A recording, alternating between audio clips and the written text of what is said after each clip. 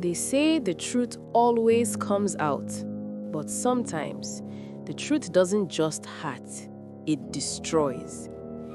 It leaves you gasping for air, wondering how you'll ever recover from the weight of it. My name is Precious, and this is the story of how I found out that my sugar daddy, the man who gave me comfort when I had nothing, was my biological father.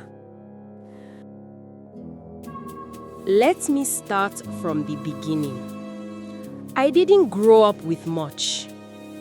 My mother was everything.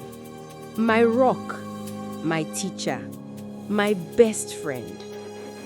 She raised me alone, working 2, sometimes 3 jobs, just to keep food on the table. We never spoke much about my father.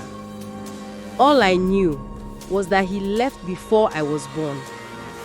Sometimes, I'd see her staring at old photos, her eyes heavy with memories she never shared. And whenever I asked about him, she would shake her head and say, "Some stories are better left untold." Growing up without a father left a hole in me. A hole I didn't even realize I was carrying until much later. By the time I got to university, life hit even harder. Fees piled up, rent was overdue. I remember sitting in my tiny hostel room, hungry, crying quietly because I didn't want my roommates to hear. My mom sent me what she could, but I hated watching her suffer just so I could survive. And then he came along. I met him through a friend. He was older, rich, polished, the kind of man who carried authority without even trying. He had this calm confidence about him. He approached me gently, never rushed.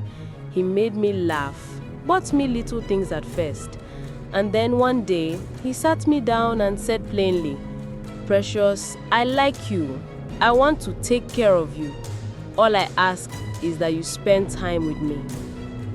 I should have walked away. But desperation has a way of blinding you. The money he offered could cover my fees, my mom's debts, even give me a little comfort. I told myself it was just survival, nothing more. The first time he handed me an envelope stuffed with cash, my hands trembled. Part of me felt shame, another part, relief. From that day on, we began our arrangements. He would take me out to expensive restaurants. He bought me clothes, jewelry, even a new phone. I felt like I had stepped into another world, a world I didn't belong to, but one I was too desperate to leave. And slowly, against my better judgment, I began to like him. One afternoon, he surprised me. He said, "I don't want to keep meeting you in hotels. Come to my home. I want you to feel comfortable." I was shocked. A married man inviting his sugar baby into his family house? It didn't make sense.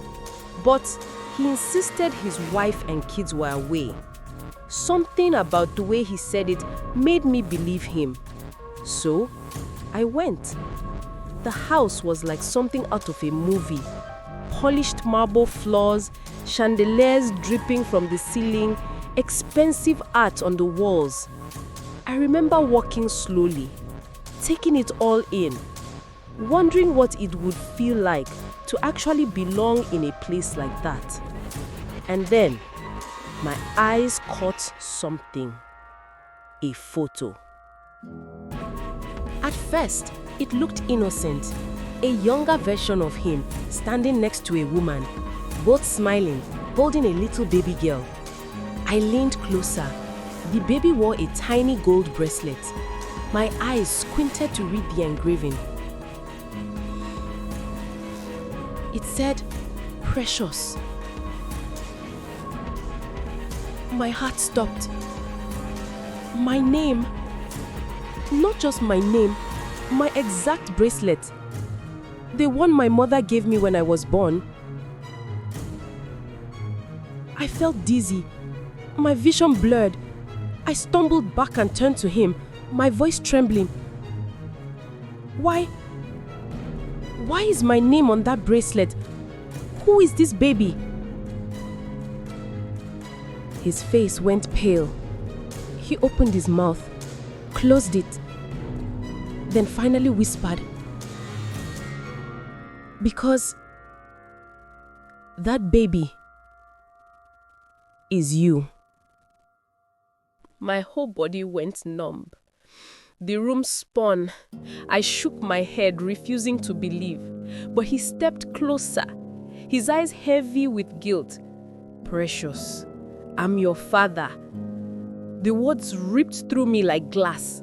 My chest tightened and I couldn't breathe.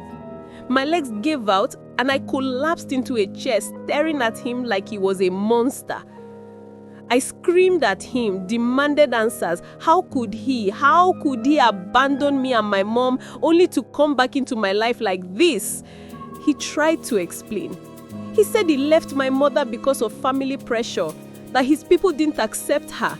He said he had always regretted it, but he couldn't find the courage to come back. And then, when he saw me all grown, he recognized me immediately.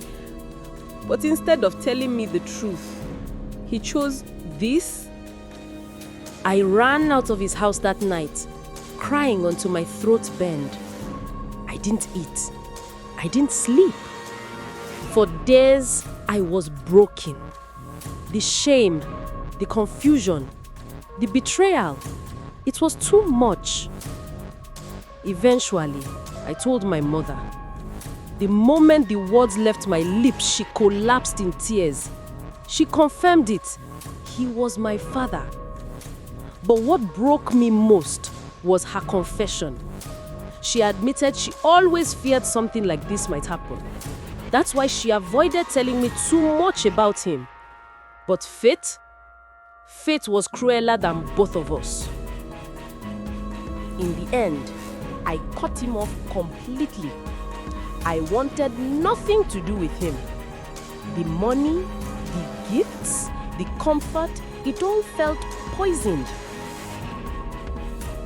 My mother and I picked up the pieces together. It wasn't easy. Nights of crying, days of silence. But slowly, I learned something. Money can pay bills, but it can't heal wounds. Love built on lies will always crumble. And sometimes, the people who are supposed to protect you, who should have been your safe place, end up being the ones who hurt you the most. But I survived. And surviving, that's my revenge.